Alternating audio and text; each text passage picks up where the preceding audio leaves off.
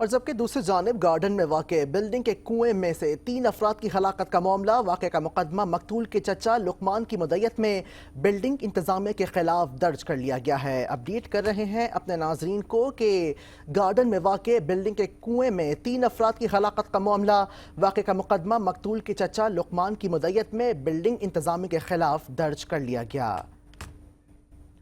اپنے ناظرین کو اپڈیٹ کر رہے ہیں گارڈن میں واقع بلڈنگ کے معاملے کے حوالے سے۔ مزید تفصیلات جانتے ہیں نیوز 5 کے نمائندہ یاسر حسین سے۔ جی یاسر، کیا اپڈیٹس ہیں آپ کے پاس؟